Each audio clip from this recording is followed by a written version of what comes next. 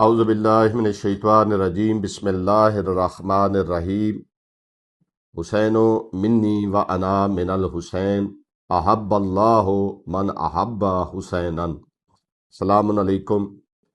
شہید انسانیت cues programme کے 13ویں دن میں آپ کو خوش آمدید کہتا ہوں۔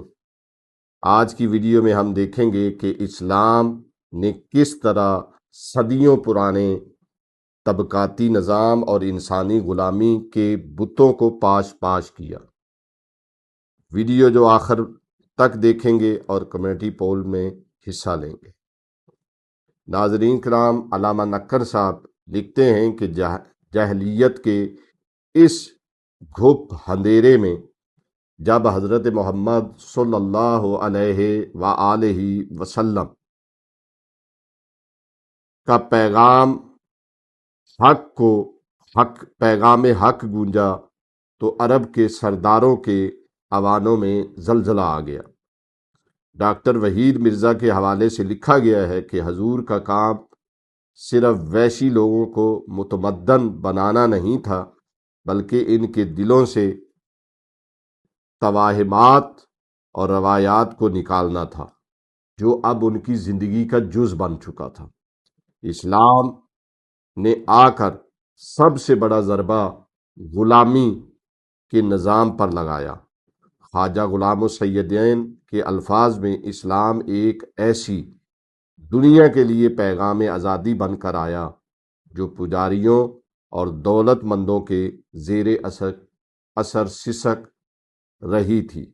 اسلام نے غریبوں کے نچلی ذاتوں اور عورتوں کو وہ حقوق دیے جن کا وہ تصور بھی نہیں کر سکتے تھے۔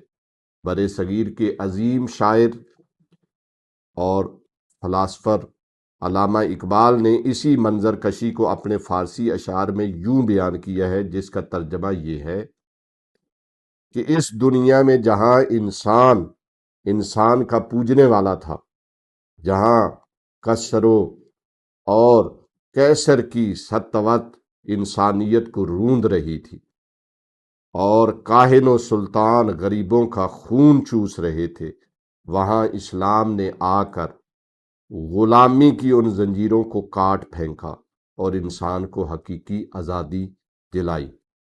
ناظرین، اسلام کا یہ پیغام حریت ہی تھا جس نے ابو ذر، بلال اور سلمان جیسے غلاموں کو کائنات کا ستارہ بنا دیا۔